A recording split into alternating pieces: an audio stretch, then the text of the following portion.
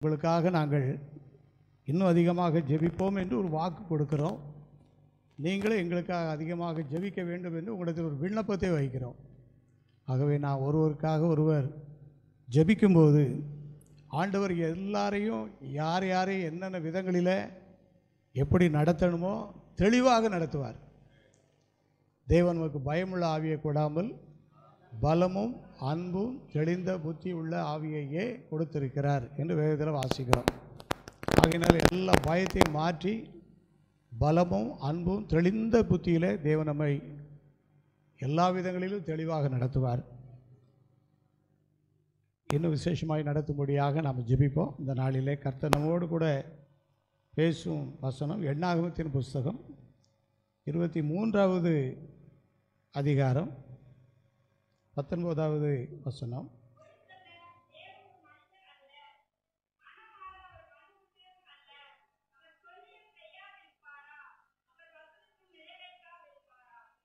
ஆமென், அல்லேலூயா.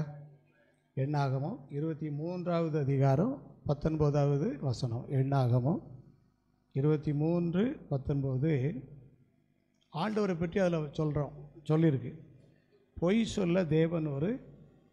அப்போ பொய்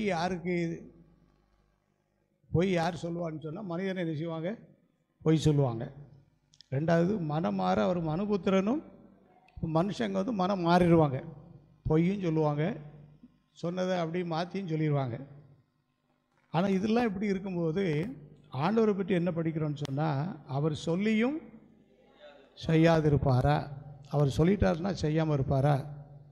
அவர் வசனித்தும் தெளிவாக சொன்ன பிறகும், பல சாட்சி மூலமாக சொன்ன பிறகும், சொன்னதை பல ரூபங்களில் உறுதிப்படுத்தின பிறகும், அதான் வசனித்தும். இதுதான் ஆண்டவர் சொன்னார்னு சொல்லி சொல்லுவார். சில நேரங்களில் தரிசனங்களை கொடுத்தும் அதை உறுதிப்படுத்துவார். இப்படிலாம் பல விதங்களில் ஆண்டவர் நமக்கு சொல்லக்கூடிய வார்த்தைகளை அவர் நிறைவேற்றாது இருப்பாரா? கட்டாயம் நிறைவேற்றுவார். ஆமென் சொல்லுவோம். கட்டாயம் நிறைவேற்றுவார்.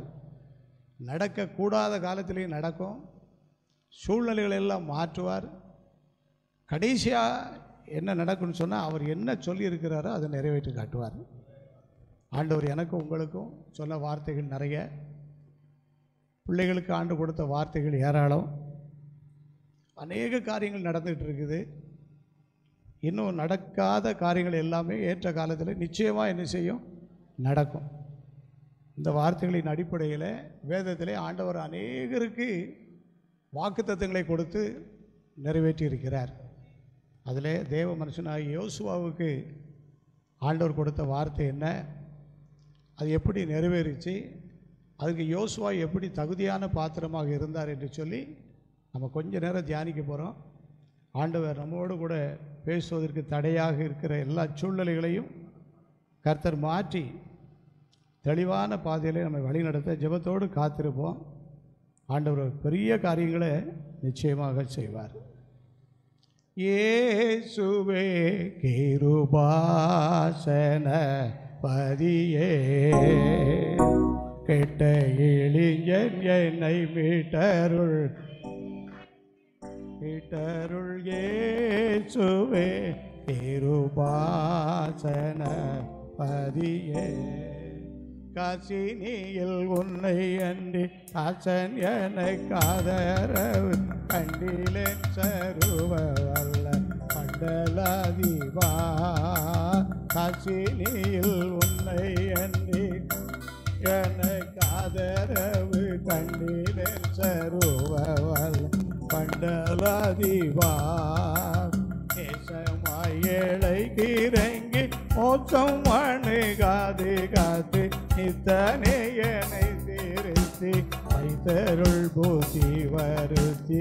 இயேசுவே கிருபாசன பதியே, பொல்லா உலகமதில் நல்லார் எவரும் இல்லை. புண்ணியனே உன் சரணம் அண்டி அண்டிலே.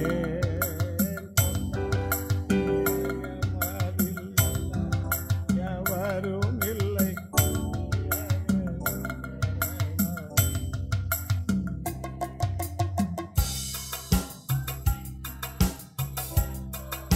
எனக்கு உதவி அருள்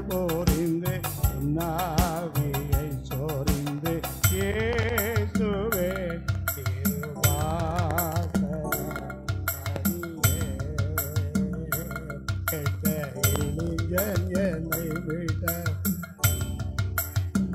மீட்டருள் இயேசுவே கிருபாசன பதியே.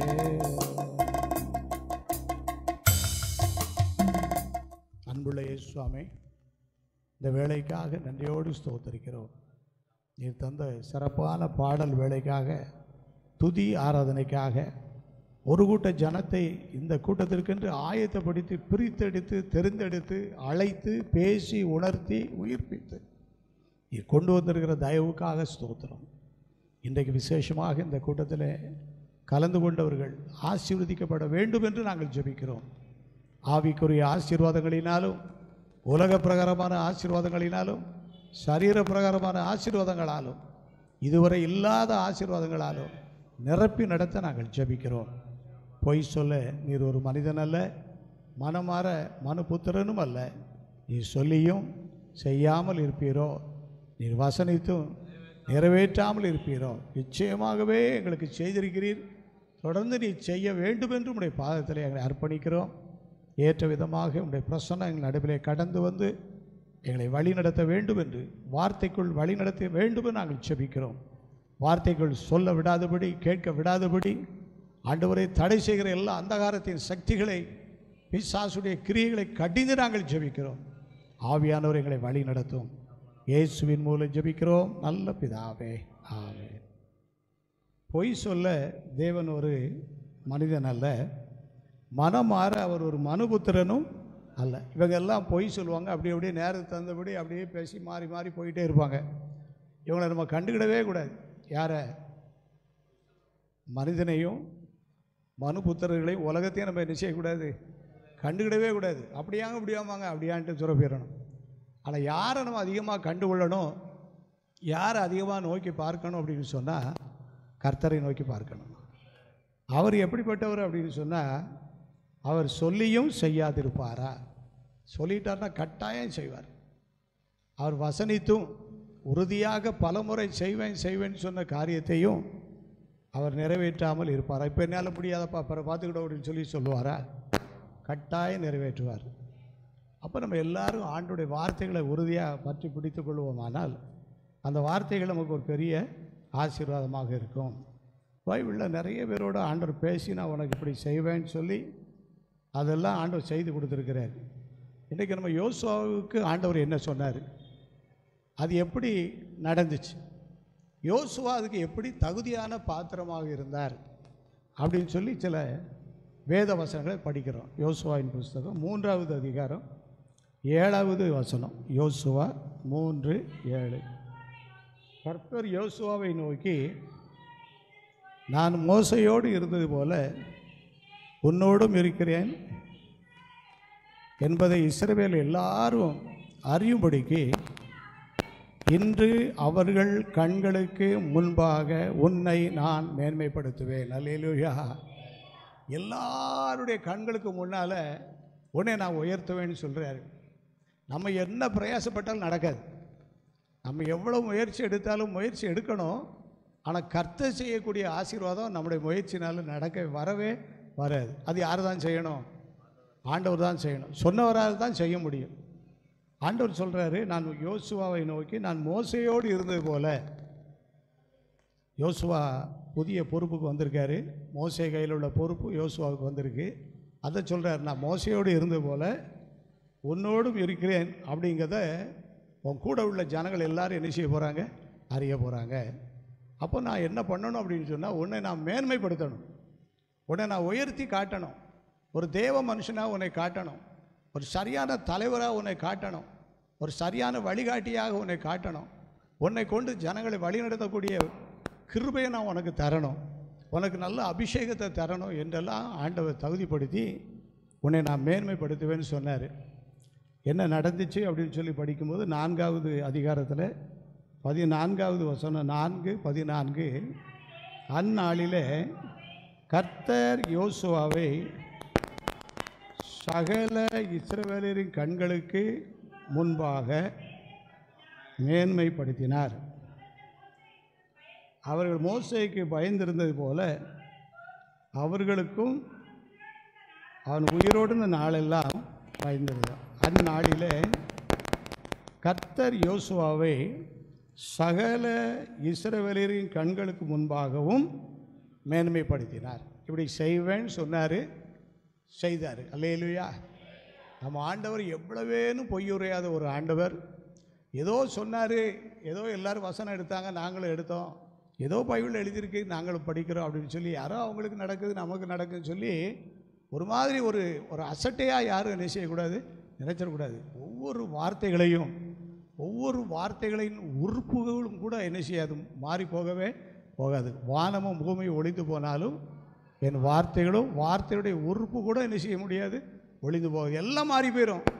கடைசியாக நிலைச்சு நிற்கக்கூடியது கர்த்தருடைய வார்த்தை மட்டும்தான் என்ன செய்ய போகுது, நிலைச்சு நிற்க போகுது. இந்த வார்த்தைகளை நம்ம உறுதியாக பற்றி கொள்வோமானால் ஆண்டவர் நம்மளோடு தெளிவாக பேசுவார்.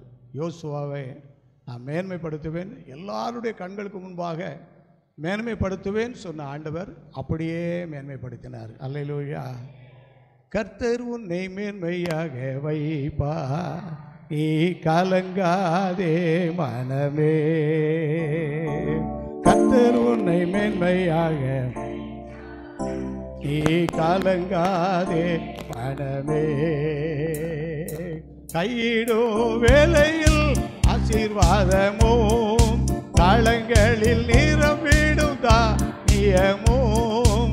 கையிடும் வேளையில் ஆசீர்வாதமும், நிலங்களில் நிரம்பிடும் தானியமும். நிறைவான நன்மைகள் உண்டாக கர்த்தர் உன்னை மேன்மையாக வைப்பார்.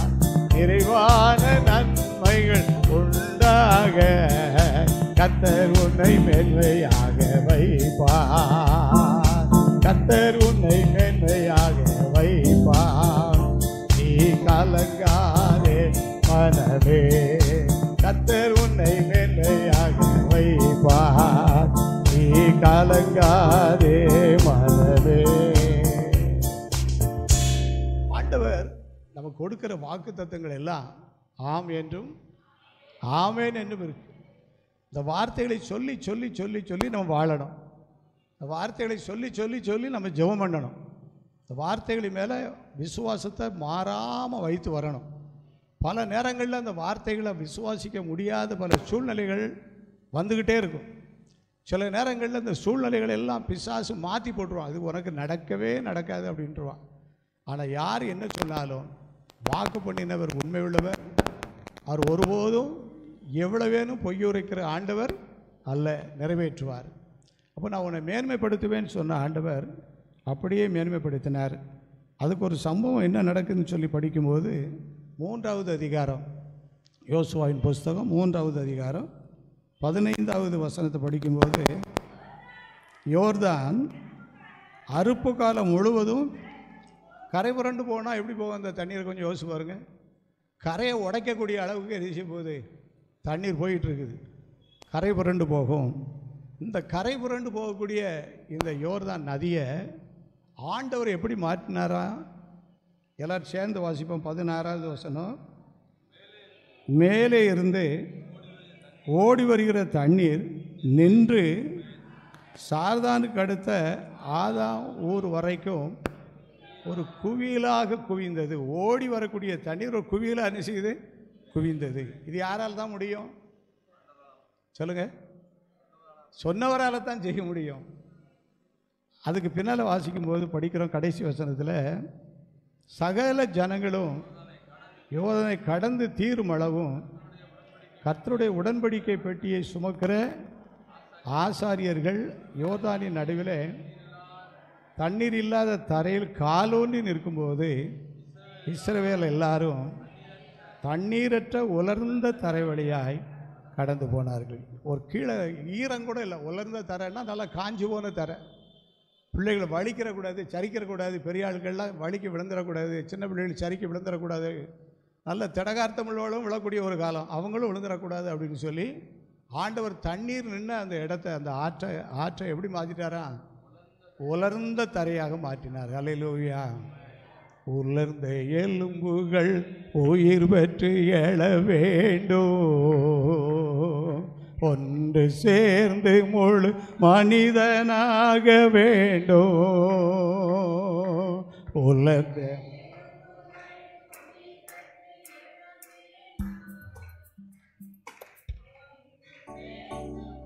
மனிதனாக வேண்டும். ஐயா வாழ்க.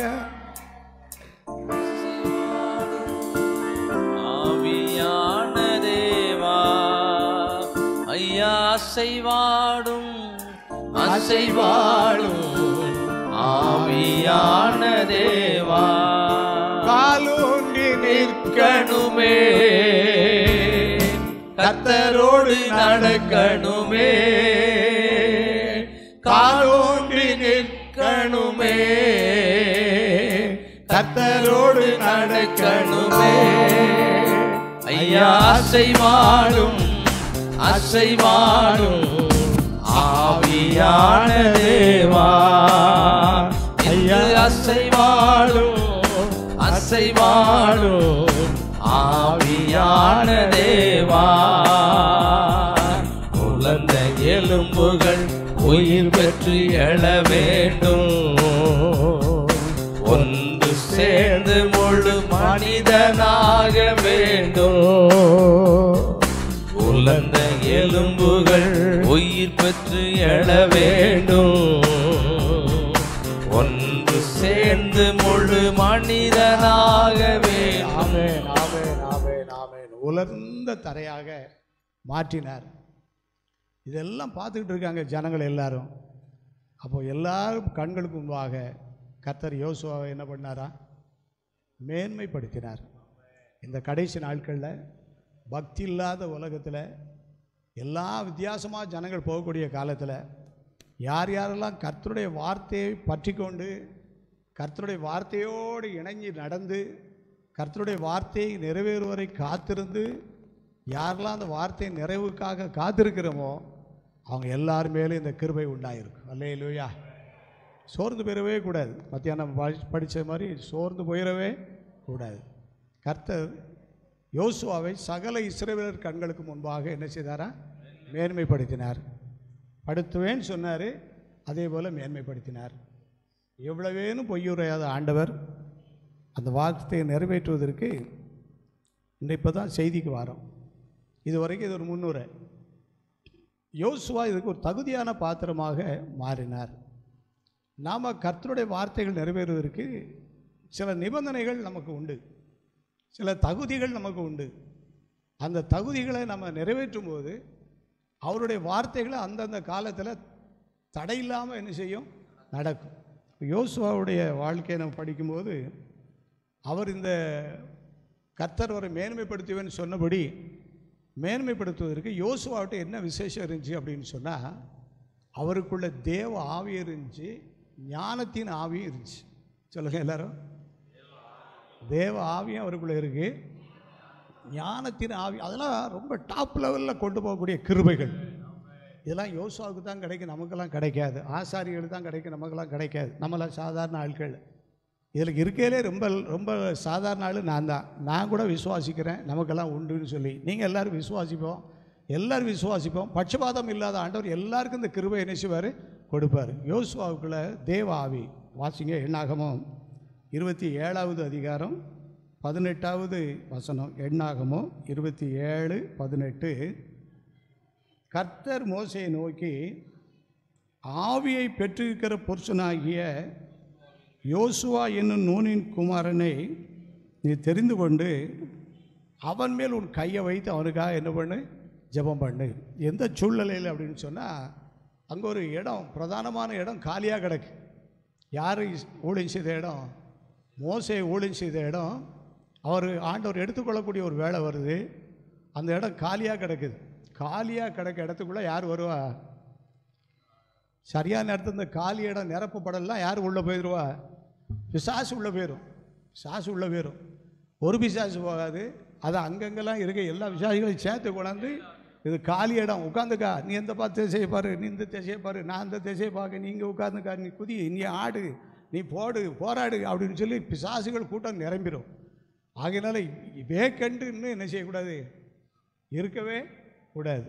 காலி இடம்னு இருக்கவே, காலி இடத்துக்குள்ளே யார் வந்துடுவா? சரியான இடத்துல சரியான நபர்கள் வரலைன்னா அசுத்தாவிகள் கூட்டங்கள் உள்ளே வந்து என்ன செய்யும்? ஆட்சி செய்யும். அது எங்கேனாலும் பாருங்கள் சரியாக தான் இருக்கும்.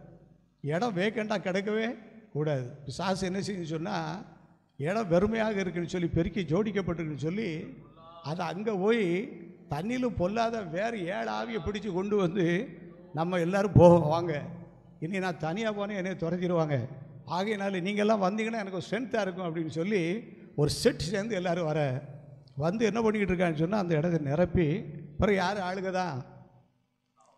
வீடாக இருந்தாலும் அதுதான், சரிதானே? தேசமாக இருந்தாலும் அதுதான், சபையாக இருந்தாலும் அதுதான், தனிப்பட்ட வாழ்க்கையாக இருந்தாலும் அதுதான். காலி இடமா போட்டுட்டோன்னு சொன்னால் யாருக்கு கொண்டாட்டம்? சாத்தானுக்கு கொண்டாட்டம். அவனுக்கு எல்லாம் ஒரு பக்கம் பார்த்துக்கிட்டே இருப்பான். இங்கே நடக்காத சாத்தான் கூட்டமும் என்ன செய்யும்? பார்த்துக்கிட்டு இருக்கும். பார்த்துக்கிட்டு இருந்து எப்படி இந்த கூட்டத்துக்குள்ளே யாருக்குள்ளேயாவது போய் கிரியை செய்யலாமான்னு சொல்லி நம்ம அதுக்காக தான் பிசாசுக்கு நம்ம என்ன செய்யக்கூடாது? இடம் கொடுக்கூடாது. அவனை எதிர்த்து நிலுங்க, அவங்கள விட்டு நெஞ்சிருவான், ஓடி போயிடுவான்னு சொல்லி வேதத்தில் வாசிக்கிறோம்.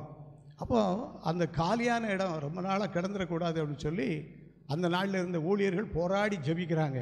மோசே ஜெபிக்கிறார், ஐயா நான் கானான் தேசத்தை பார்க்கும்படி என்னை கொண்டு போகிறீர், இந்த இடம் காலியாக இராதபடி. அதாவது நீ வாசிங்க 16வது வசனம் படிங்க. கர்த்தருடைய சபை மேய்ப்பன் இல்லாத மந்தையை போல. அப்போது ஒரு வீட்டுக்குள்ளேயும் வீட்டில் யார் மேய்ப்பராக இருக்குமோ மேய்ப்பர் ஸ்தானத்தில் அவங்க சரியாக இருக்கணும். அதே மாதிரி எல்லா இடத்துலையும் அந்தந்த பொறுப்பாளர்கள் சரியாக இருந்தால் எல்லாரும் சரியாக இருப்பாங்க. அல்லேலூயா. வேறு பரிசுத்தமாக இருந்தால் கிளைகளும் பரிசுத்தமாக இருக்கும். வேறு பரிசுத்தமாக இருந்தால் கிளைகள் எல்லாம் பரிசுத்தமாக இருக்கும். வேறே சரியில்லைன்னா அப்புறம் கிளையை போய் கிளை அப்படி இருக்குது இப்படி இருக்குது, அப்படி தான் இருக்கும். அப்படி தான் என்ன செய்யும் இருக்குது. அப்போ என்ன தான் பண்ணணும்னு சொன்னால், வேற சரி பண்ணுங்க, உங்களை சரி பண்ணுங்க, என்ன நான் சரி பண்ணுதேன், நம்ம எல்லோரும் சரிப்படுத்துவோம். என்னென்ன காரியங்களில் நம்ம சரியில்லாமல் இருக்கோமோ அதை சரிப்படுத்தின்னு சொன்னால் எல்லாம் சரியாக என்ன செஞ்சிடும்? வரட்டும். ஆக மேய்ப்பன் இல்லாத சபையில் சபையாக இராதபடிக்கு யாரை நியமிக்கலான்னு சொல்லி அந்த நாட்களில் மோசே ஜெபம் பண்ணுறாரு. மோசே ஜெபம் பண்ணும்போது கர்த்தர் சொல்கிறாரு, நீ உனக்கு உதவியாக இருந்த, உனக்கு உதவி செய்த, உன்னோடு இணைந்து வந்த, நீ சொன்னதெல்லாம் கேட்டு இணைந்து செய்த அநேகர் இருந்தாலும் அவங்களாம் எனக்கு என்ன இல்லை, திருப்தி இல்லை. யார் தான் எனக்கு திருப்தியாக தருது? திருப்தியாக்கி நடத்திடுவார், தேவைகளை சந்திப்பார், மீதம் எடுக்க வைப்பார், பிறருக்கு கொடுக்க வைப்பார், திருப்தியாக்கி நடத்திடுவார், தேவைகளை சந்திப்பார், மீதம் எடுக்க வைப்பார், பிறருக்கு கொடுக்க வைப்பார். பாடி கொண்டாடுவோம், கோடி நன்றி சொல்லுவோம், பாடி கொண்டாடுவோம், கோடி நன்றி சொல்லுவோம். 5 அப்பங்களை 1000 பெருக செய்தார், 5 அப்பங்களை 1000 பெருக செய்தார், 5000 ஆண்களுக்கு வயிறார உணவளித்தார், 5000 ஆண்களுக்கு வயிறார உணவளித்தார். பாடி கொண்டாடுவோம், கோடி நன்றி சொல்லு, ஆமென். பாடி கொண்டாடுவோம், கோடி நன்றி சொல்லுவோம், நடத்திடுவார், தேவைகளை சந்திப்பார், மீதம் எடுக்க வைப்பார், பிறருக்கு கொடுக்க வைப்பார். ஆண்டவர் நல்லவன். மேய்ப்பன் இல்லாத ஒரு சபையை போல இந்த இஸ்ரேல் மக்கள் இருந்துடக்கூடாது அப்படின்னு சொல்லி அதுக்கு சரியான ஒரு நபரை தேர்ந்தெடுக்கிறார் யோசுவா. மோசே ஜெபம் பண்ணுறாரு. அப்போ ஆண்டவர் தேர்ந்தெடுப்பு கொடுக்குறார். யாரை தேர்ந்தெடுக்கிறாருன்னு சொன்னால், என்னுடைய ஆவியை பெற்றிருக்கிற யோசுவாவை இந்த போஸ்ட்டில் வையப்பா அப்படிங்கிறாரு. ஆமேன்னு சொல்லுங்கள் எல்லாரும், கை வைத்து சொல்லுங்க. ஒரு பொறுப்புக்குள்ளே வரணும்னு சொன்னால் அவங்களுக்குள்ள முதலாவது என்ன இருக்கணும்? தேவ ஆவி இருக்கணும். உலக ஆவி இருந்தால் உலகத்தை தான் பேசும். தூக்க ஆவி இருந்தால் பொறுப்பில் உள்ளவங்க தூங்கிட்டு தான் இருப்பாங்க. எரிச்சலின் ஆவி இருந்தால் எந்த நேரமும் ஜல்லி ஜல்லி ஜல்லு நினைச்சுவாங்க, எரிஞ்சு விழுவாங்க. கோபத்தின் ஆவினா கிட்ட யாரும் நிற்க முடியாது, போக முடியாது, நிற்க முடியாது. இன்னும் பலவிதமான ஆவிகள்லாம் இருக்குது. இதுகள்லாம் உள்ளே வந்துச்சுன்னா அந்த வேலையை தான் செய்யும். ஆனால் தேவ ஆவி இருந்தால் அது வேறு மாதிரி தேவனுக்குரிய காரியங்களை பற்றியே சிந்திக்கும். அந்த காரியங்களை தேவனிடத்தில் சொல்லும்படி உணர்த்தும். அந்த காரியங்களை செய்வதற்கு தேவ ஆவியை பெற்றுக்கொள்ளணும், இன்னும் அபிஷேகம் வரணும் அப்படின்னு சொல்லி ஆண்டவர் அந்த பொறுப்புக்கு யாரை கொண்டு வர்றாருன்னு சொன்னால் தேவ ஆவி பெற்ற யோசுவாவை ஆண்டவர் அந்த பொறுப்புகளை கொண்டு வர்றார். ஆமேன்னு சொல்லுங்கள் எல்லாரும். அப்போ யோசுவாவை ஆண்டவர் மேன்மைப்படுத்தணும்னு படுத்தினாருன்னா அதுக்கு யோசுவாவுக்குள்ளே என்ன இருந்துச்சுன்னு சொன்னால் தேவாவி. நம்ம எல்லோரும் ஜெபம் பண்ணணும். ஆண்டவர் ஏன்ட்ட இருக்கிற உலக ஆவி எடுத்து போடுவோம் ஐயா, ஏன்ட்ட எரிச்சலின் ஆவி எடுத்து, கோபத்தின் ஆவி எடுத்து, ஒவ்வொரு நாளும் கணக்கிட்டு பார்க்கும்போது இன்னைக்கு எந்த ஆவி நம்மளை வழி நடத்துச்சு அப்படிங்கிறத நம்ம எல்லோரும் கண்டுபிடிக்கணும். சரிதானா? என்னத்தையோடு நடத்திக்கிட்டு இருக்காங்க, என்னத்தையோடு போய்கிட்டு இருக்கோம் அப்படின்னு சொன்னால் நம்ம ஆவியில் வளர முடியாது. இன்றைக்கி மதியானத்துக்குள்ளே எனக்கு கோபம் வந்துச்சா, அதில் எரிச்சல் வந்துச்சா, நிதானமாக இருந்தோமா, சாந்தமாக பேசணுமா, இன்னார்கிட்ட கோவப்பட்டோமா, வித்தியாசமாக நடந்துக்கிட்டோமா, எப்படி நடந்தோம், நல்லது நடத்திருந்தா நன்றி, வித்தியாசமாக நடத்திருந்தால் அது சரிப்படுத்தும் ஆண்டவர்னு சொல்லி நம்ம நமக்காக என்ன செய்யணும்? ஊக்கமாக ஜெபம் பண்ணணும். ஜெபம் பண்ணும்போது ஆண்டவர் நமக்கு யோசுவாவை போல் நமக்கு எந்த ஆவியை தருவார்? அவருடைய தூய ஆவியை நமக்கு தருவார். அப்போ யோசுவாவை ஆண்டவர் அந்த பொறுப்பில் கொண்டு வந்து அருமையாக நடத்தினார். அப்போ யோசுவாவை மேன்மைப்படுத்துவதற்கு கர்த்தர் எப்படி யோசுவாவை தகுதிப்படுத்தினார்னு சொன்னால் தன்னுடைய பரிசுத்த ஆவியை கொடுத்தார். அல்லேலூயா சொல்லுங்கள் எல்லாரும். பரிசுத்த ஆவி மட்டும் இல்லை, இப்போ மோசே அவர் மேலே கை வைத்து ஜெபம் பண்ணுறாரு. கை வைத்து ஜெபிக்கும் போது என்ன நடக்குதான் பாருங்கள். உபாகமத்தின் புஸ்தகம் கடைசி அதிகாரம், உபாகமம் 34வது அதிகாரம், 34வது அதிகாரம் 9வது வசனம். எல்லோரும் எடுத்துக்காங்க. எல்லோரும் எடுத்தாச்சான்னு கேட்ட பிறகு எடுத்தாச்சுன்னு நீங்கள் சொல்லணும். அது பிறகு தான் என்ன செய்யணும்? வாசிக்கணும். கொஞ்சம் வசனத்தை வாசித்தாலும் நல்லா தெளிவாக வாசிட்டோம்னு சொன்னால் அந்த வசனம் நமக்கு பலனாக இருக்கும். எடுத்தாச்சா? யோசுவா உபாகமம் 34வது அதிகாரம் 9வது வசனம் வாசிப்போம். மோசே நூனின் குமாரனாகிய யோசுவாவின் மேல் கைகளை வைத்தபடியினால் அவர் ஞானத்தின் ஆவியினால் நிறையப்பட்டான். இஸ்ரவேல் புத்திரர் அவனுக்கு கீழ்ப்படிந்து கர்த்தர் மோசேக்கு கட்டளையிட்டபடியே செய்தார். இப்போ யோசுவாவுக்குள்ளே ஒரு பக்கம் பரிசுத்த ஆவி, அவரே ஜெபமணி பெற்றுக்கொண்ட பரிசுத்த ஆவி ஒரு பக்கம். இன்னொரு பக்கம் முதிர்ந்த ஊழியக்காரர், அவரை வழிநடத்தின ஊழியக்காரர் அவர் மேலே கை வைத்து ஜெபிக்கிறார். அப்படி ஜெபம் பண்ணும்போது யோசுவாவுக்கு என்ன கிடச்சிச்சான் பாருங்கள். ஞானத்தின் ஆவியினால் நிரப்பப்பட்டார். ஞானங்கிறது வேறு, ஞானத்தின் ஆவிங்கிறது வேறு. ஞானம்னா என்னென்னா அப்பப்போ கேட்டால் நமக்கு என்ன செய்யும்?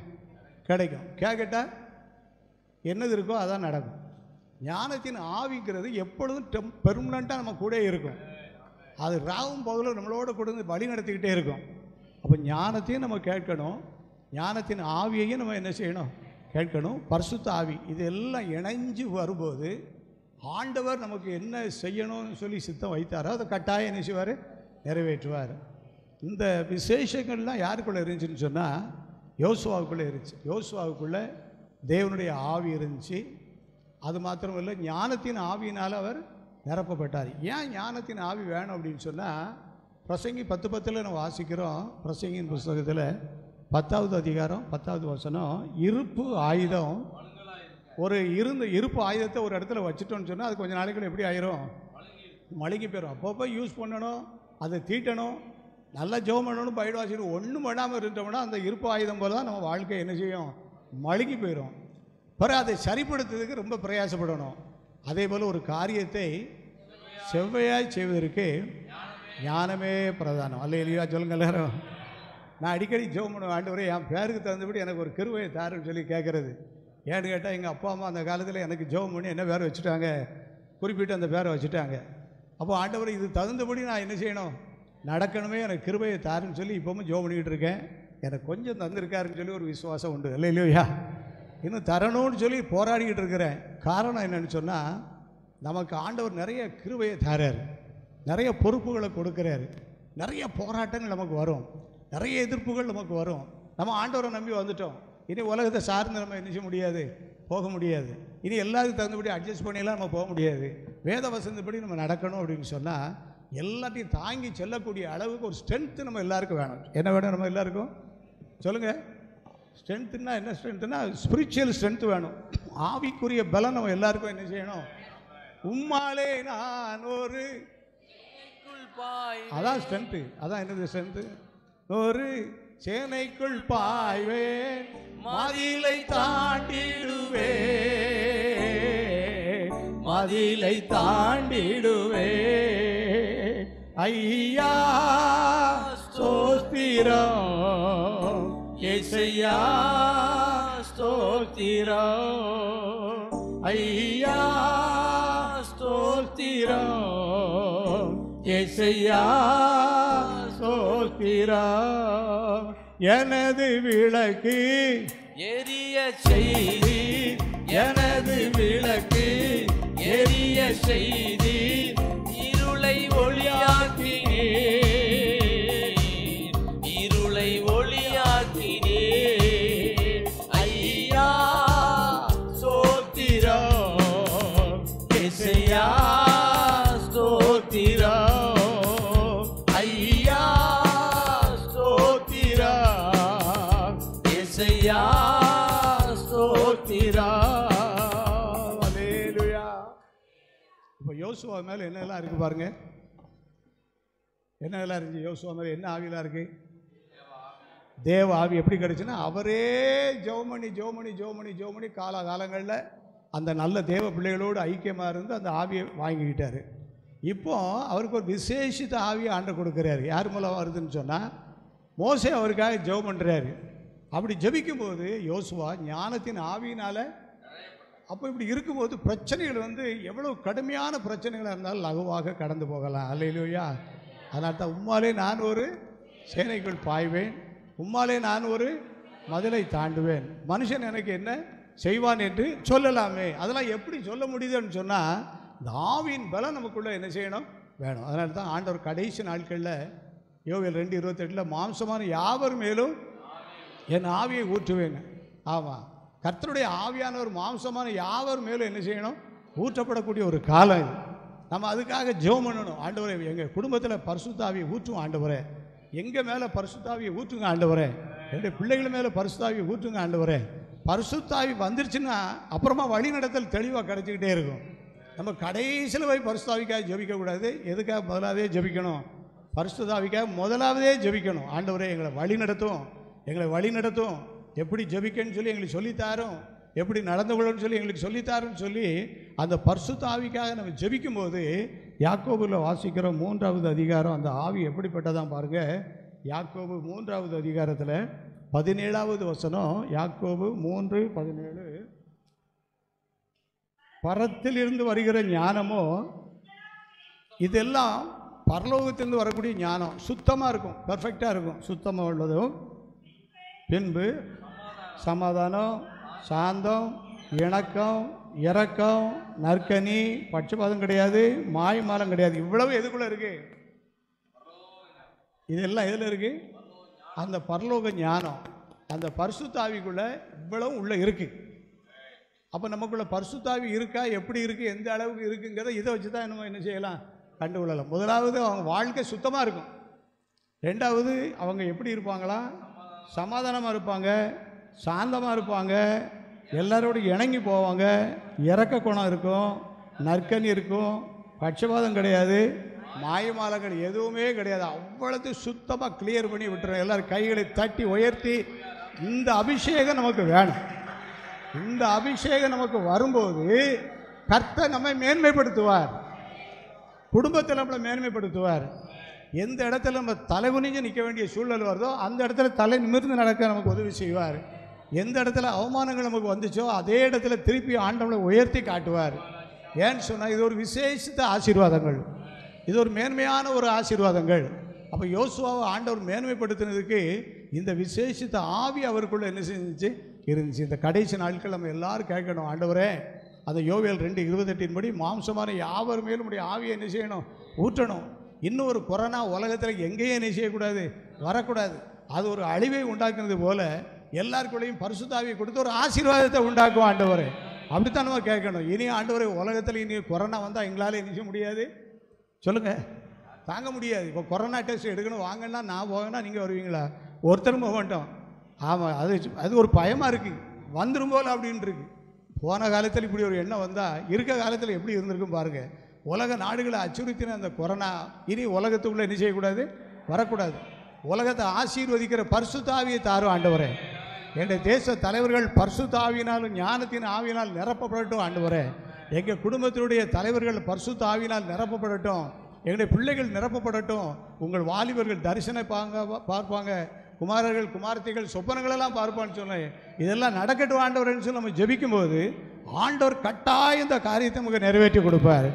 யோசுவாவை ஆண்டவர் மேன்மைப்படுத்துவதற்கு முதலாவது குறிப்பு என்னன்னு சொன்னால், அவருக்குள்ள பரிசுத்த ஆவி இருந்துச்சு, ஞானத்தின் ஆவி அவருக்குள்ளே இருந்துச்சு. அப்போ நம்ம ஜெபம் பண்ணணும். என்றைக்கோ ஒரு நாள் ஜெபம்ட்டு போயிடக்கூடாது. அடிக்கடி இந்த ஞாபகம் வரும்போதெல்லாம், ஆண்டவரே எங்களுக்கு பரிசுத்த ஆவி வேணும், எங்களுக்கு ஞானத்தின் ஆவி வேணும், அப்போ தான் எங்களுடைய காரியங்களை நாங்கள் சரியாக என்ன செய்ய முடியும் அப்படின்னு சொல்லி அந்த கிருபையை நம்ம பெற்றுக்கொள்ளணும். 1 யோவான் 2வது அதிகாரம் 27வது வசனத்தை யாராவது வாசிங்க. 1 யோவான் 2:27. நீங்கள் அவராலே பெற்ற அபிஷேகம் உங்களில் நிலைத்திருக்கிறது.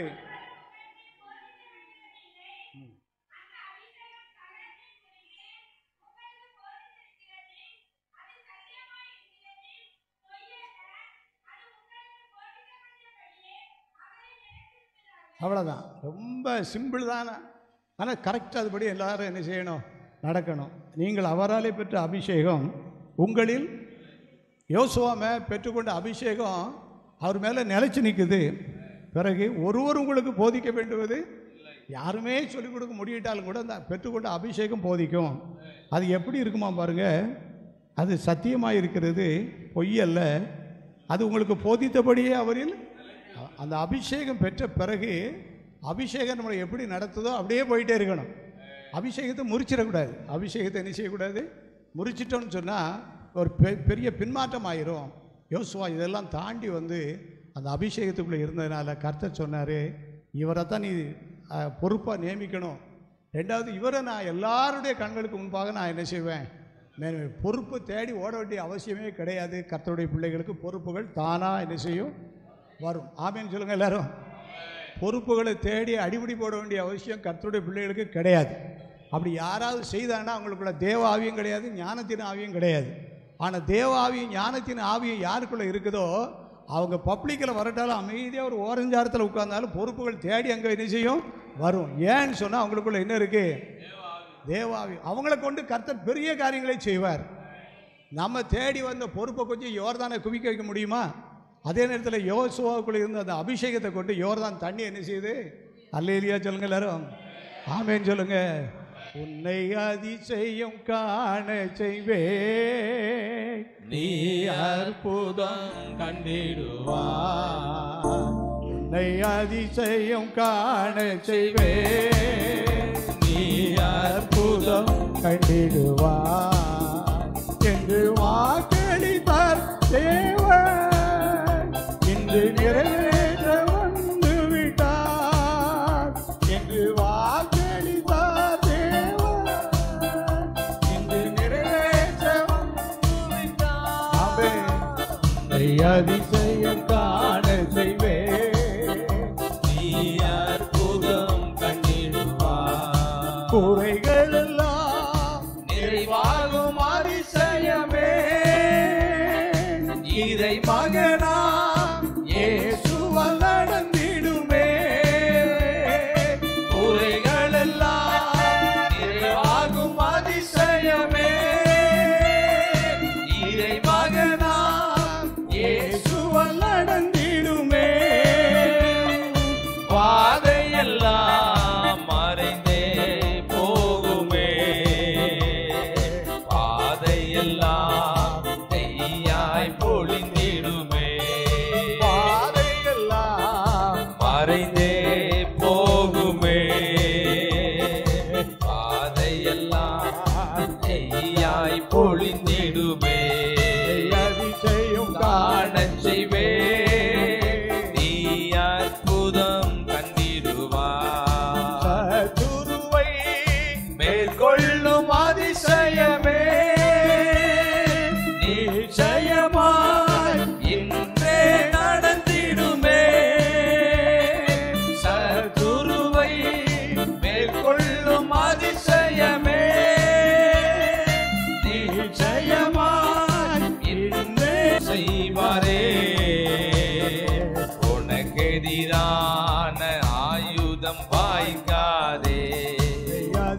அதிசயம் காணச் செய்வேன். நீ அற்புதம் கண்டிடுவார். உன்னை அதிசயம் காணச் செய்வேன். நீ அற்புதம் கண்டிடுவார். என்று வாக்களித்தார் தேவன் இன்று நிறைவேற்ற வந்துவிட்டார். இன்று வாக்களித்தார் தேவன் இன்று நிறைவேற்ற வந்துவிட்டார். நீ அதிசயம் காணச் செய்வேன். நீ அற்புதம் கண்டிடுவார். அதிசயம் காணச் செய்வேன். நீ அற்புதம் கண்டிடுவார். அதிசயம் காண செய்வேன். நீ அற்புதம் கண்டிடுவார். அல்லேலூயா. எவ்வளவேனும் பொய்யுரையாத ஆண்டவர் அவர் வசனித்து நிறைவேற்றாமல் இருப்பாரா? அவர் சொன்ன வார்த்தையை கட்டாயம் நிறைவேற்றி கொடுப்பார். அதுக்குரிய தகுதியே ஆண்டவர் தான் கொடுப்பார். அதுக்கு தகுதிப்படுத்துகிற ஒரு ஆண்டவர் தான். ஆனால் நம்ம தூங்கிட்டு இருக்கக்கூடாது. யோசுவாவை வாசித்து பார்க்கும்போது மோசேக்கு பின்னாலே போயிட்டே இருப்பார். அவர் சொன்ன வேலையெல்லாம் செய்துக்கிட்டு இருப்பார். அவருக்கு பணிவிட வேலை செய்வார். கர்த்தரோடு பேசுவார். ஆசரிப்பு கூடாரத்தை விட்டு நீங்கள் அங்கேயே உட்காந்துருவார். இவர் மலையில் போய் ஜோமனை பெறுவார். இவர் அந்த டெண்டில் உட்காந்து ஜெப கூடாரத்தில் உட்காந்து சர்ச்சில் உட்காந்து ஜோம் பண்ணிக்கிட்டே இருப்பார். இப்படி காலகாலமாக ஜோம் பண்ணி அந்த ஆவியை பெற்றுக்கொண்டார். இல்லையா? இப்போ நாம் இதுவரைக்கும் ஒருவேளை இப்படி சரியாக ஜெபிக்கலாம். இனியாவது நல்லா ஜெபம் பண்ண ஆரம்பிச்சிடணும். இதுவரைக்கும் சரியாக ஜெபிக்கிட்டாலும் ஆண்டவரை பரிசுத்தாவி எனக்கு வேணும். ஆண்டவரை எங்களெல்லாம் மேன்மைப்படுத்துவேன்னு சொல்லியிருக்கிறீர். ஞானத்தின் ஆவி எங்களுக்கு வேணும்னு சொல்லி நம்ம ஜெபிக்கும்போது, அடிக்கடி ஜெபிக்கும்போது ஆண்டவர் அவைகள் எல்லாம் கணக்கில் வைத்து ஒவ்வொரு நாளுக்கு தேவையான அபிஷேகத்தை கொடுத்து நம்மளை நினைச்சுவார், வழி நடத்துவார். 69வது வருஷத்தில் சுரண்டையில் ஒரு 12 பேர் மேலே தேவன் தம்முடைய ஆவியை வைத்தார். 12 பேர் நல்ல வாலிபர்கள், ஒரு 16 வயசு உள்ள வாலிபர்கள். எல்லாரும் இந்த ஊழியத்துக்கும் இந்த அபிஷேகத்துக்கும் சம்மந்தமே இல்லாதவங்க 12 பேர். அந்த 12 பேரில் நானும் அதில் ஒருத்தன். இந்த 12 பேர் மேலே ஆண்டவர் தன்னுடைய ஆவியை வைத்தார். எங்களுக்கே தெரியாது என்னது இதுன்னு. எங்களுக்கு என்ன செய்யாது தெரியாது. அதுக்கு பிறகு தான் புரிஞ்சுக்கிட்டோம், இதுதான் என்னது பரிசுத்த ஆவியானவருடைய அபிஷேகம். நம்முடைய விசுவாசம் வளர்றதுக்கும் நம்ம வாழ்க்கையை சரிப்படுத்தி கொள்வதற்கும் நமக்கு ஸ்ட்ரென்த்து கொடுக்கறது இந்த அபிஷேகங்கிறத அதுக்கு பின்னால் புரிஞ்சுக்கிட்டோம். இந்த அபிஷேகம் வந்த பிறகு பாருங்கள், ஆண்டவருடைய வழிநடத்தல் தெளிவாக கிடைக்க ஆரம்பிக்கும். இந்த அபிஷேகம் கிடைச்ச உடனே இந்த 12 பேரும் டெய்லி நைட்டில் கூடி ஜெபம் பண்ணுவோம். பகல் நேரங்கள்லேயும் ஜெபம் பண்ணுவோம். அப்படி ஜெபிக்கும் போது முதலாவது கொஞ்சம் பேர் எங்களை உற்சாகப்படுத்தினாங்க. பிறகு தான் தெரியுமே உற்சாகப்படுத்தின ஆட்கள்லாம் எப்படி பண்ணுவாங்கன்னு சொல்லி பிறகு மனசை இளைப்படைய வச்சுட்டாங்க. நீங்களாம் அப்படி என்ன செய்யக்கூடாது, ஜெபம் பண்ணக்கூடாது, அல்லது ரொம்ப நேரம் ஜெபம் பண்ணக்கூடாது, சீக்கிரமாக நீங்கள் வீட்டை பார்த்து போங்கன்னு சொல்லி எங்கள் ஜெபத்துக்கு தடை பண்ண ஆரம்பிச்சிட்டாங்க. அந்த நாட்களில் இருந்த சில பெரிய ஆட்கள். ஆக இந்த ஒரு பெரிய ஆட்கள் ஜெபிக்கக்கூடாதுன்னு சொல்லி தடை பண்ணிக்கிட்டு இருக்காங்க. அந்த நேரத்தில் எங்கள் ஊரில் ஒரு அம்மா ஒரு அம்மா வராங்க, குடியிருக்க வராங்க. வெளியூர்லேருந்து குடியிருக்க வராங்க. அவங்க யாருன்னா பெந்தைக்கோஸ்தே சபையை சார்ந்தவங்க.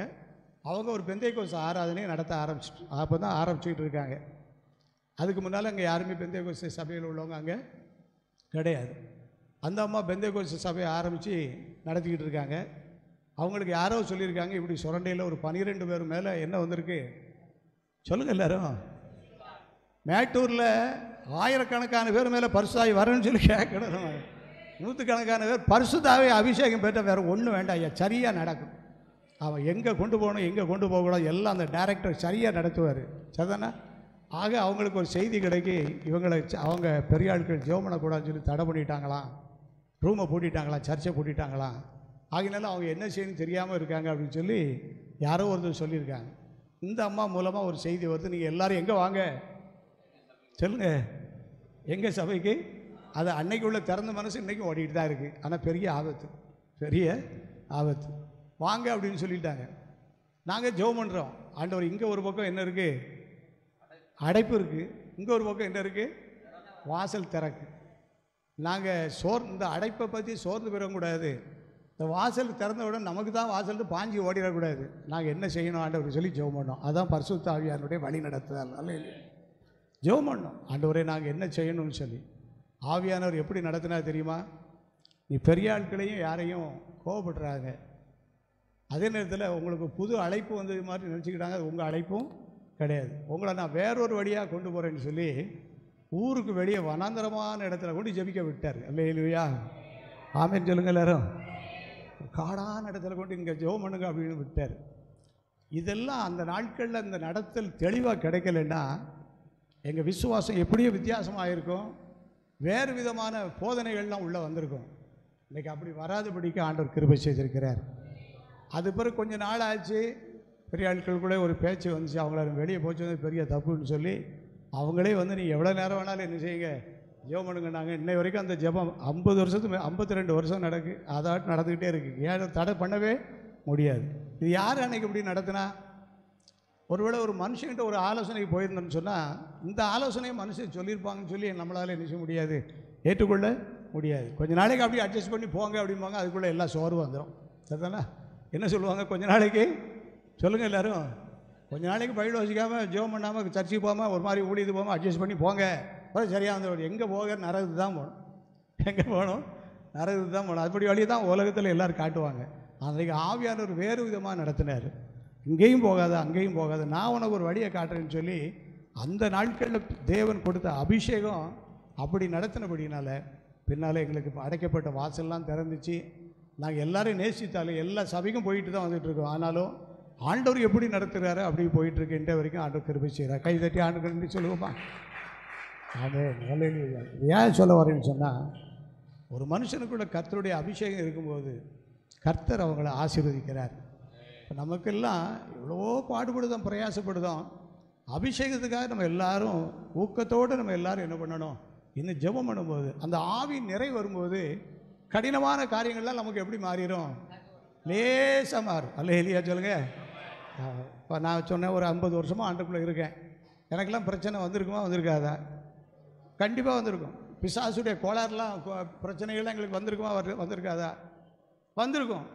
ஆனால் எல்லாத்தையும் ஜெயிக்க பலன் கொடுக்குறாரு. ஒரு நாள் ஒரு திடீர்னு ஒரு லெட்ரு வந்துச்சு. ரொம்ப வருஷத்துக்கு முன்னால் ஒரு லெட்ரு வந்துரு. அந்த லெட்டரில் ஒரு குறிப்பிட்ட ஒரு சபையில் உள்ள ஒரு ஊழியக்காரம்மா லெட்டர் எழுதியிருக்காங்க. என்ன எழுதியிருக்காங்கன்னு சொன்னால், நீங்கள் உடனே எங்களை வந்து என்ன செய்யணும், பார்க்க வரணும், உங்களோட சில ஆவிக்குரிய காரியங்களை சொல்லணும், உடனே நீங்கள் பார்க்க வாங்கன்னு சொல்லி சொன்னாங்க. இல்லை லெட்டரில் எழுதிச்சு. அந்த லெட்டரை வாசி போட்டு நான் மேசேஜ் ட்ராயரில் போட்டு போயிட்டேன். இப்போ அந்த லெட்டருக்கு முக்கியத்துவம் இப்போ என்ன செய்ய முடியாது, கொடுக்க முடியாது. எல்லோரும் வர சொல்லுவாங்க, நீ போயிட முடியுமா? ஆண்டவர் சொல்லணும், வழி நடத்தணும், இதெல்லாம் பார்த்துக்கிட்டோன்னு சொல்லி போட்டேன். ஒரு வாரம் கழித்த பிறகு அந்த ஊழியத்தில் இன்னொரு உதவி ஊழியக்காரர் ஒருத்தர் வந்தார். அவர் அங்கேருந்து வரும்போதே வேகமாக வந்தார். அவன் புரிஞ்சுக்கிட்டேன், அவர் ஸ்பீட் படுத்தி விட்டுருக்காங்க, வந்துட்டார் உங்களுக்குன்னு நினச்சிட்டு வந்த உடனே கேட்டார், உங்களுக்கு ஒரு தபால் வந்துச்சான்னாரு. தபால் வந்துச்சுன்னு தபால் எழுதுக்காரு. என்ன எழுதியிருக்குன்னாரு. எல்லாம் நல்லா தான் எழுதியிருக்கு அப்படின்னு. ஏன் வரல அப்படின்னாங்க. அதுக்கு ஒரு வழிநடத்தல் இல்லைன்னு. இப்போ நீங்கள் எங்கள் கூட என்ன செய்யணும், வரணும். உங்களுக்குள்ள நிறைய குழப்பங்கள் இருக்குது, ஊழியத்தில் நிறைய பலகீனங்கள் இருக்குது, இதெல்லாம் சரிப்படுத்துறதுக்கு இங்கே வந்தால் தான் முடியும்னாங்க. அது சரிப்படுத்துறது ஊழியம் தந்தவரால் தான் சரி பண்ண முடியும். அல்லேலூயா. எனக்கு ஊழியம் கொடுத்து அவங்களோ இவங்களோ இல்லை, எனக்கு ஊழியம் தந்தது யார்? பரிசுத்த ஆவியானவர் சொல்லின உடனே அவருக்கு கோபம் தாங்க முடியல. உடனே உங்கள் ஊழியம் வளர்ச்சி இராதுன்னு சொல்லிட்டு போயிட்டார்.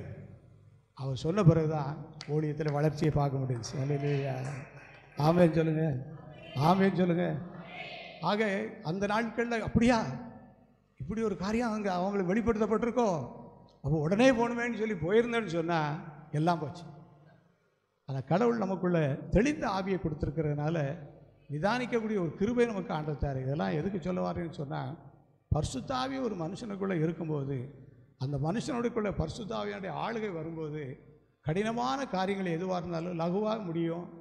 குழப்பம் இல்லாமல் தெளிவாக நடக்கிறதுக்கு ஆண்டவர் நமக்கு வேண்டிய கிருபை நமக்கு செய்வார். அல்லேலூயா. இரக்கம் வைக்கும் தேவனாலே எல்லாமே கை கூடும், உமக்கு எல்லாமே கை கூடும். இரக்கம் வைக்கும் தேவனாலே எல்லாமே கை கூடும், நமக்கு எல்லாமே கை கூடும். விதைப்பவனாலும் அல்ல, நீர் இறைப்பவனாலும் அல்ல, விதைப்பவனாலும் அல்ல, நீர் இறைப்பவனாலும்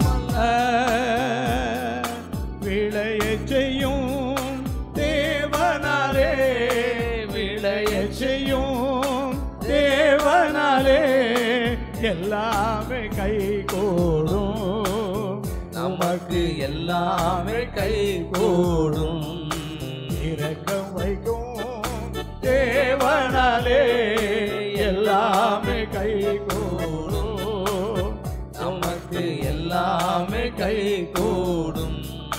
கட்டுவதாலும் அல்ல, காவல் காப்பதினாலும் அல்ல. பாடுங்க, படிங்க, எல்லாரும் வாயை திறந்து படிங்க.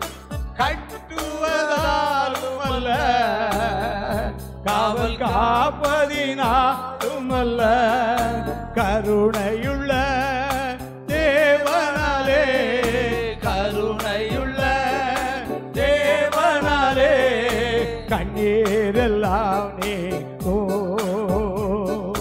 கண்ணீரெல்லாம் நீங்கும்.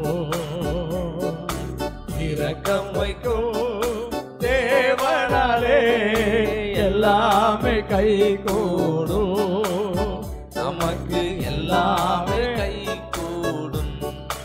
ஆற்றலினாலும் அல்ல, பல சக்தியினாலும் அல்ல, ஆற்றலினாலும் அல்ல, பல சக்தியினாலும் அல்ல, அசைவாடும் ஆவியாலே, அசைவாடும் ஆவியாலே அகிலத்தை நான் ஜெயிப்பேன், இந்த அகிலத்தை நான் ஜெயிப்பேன்.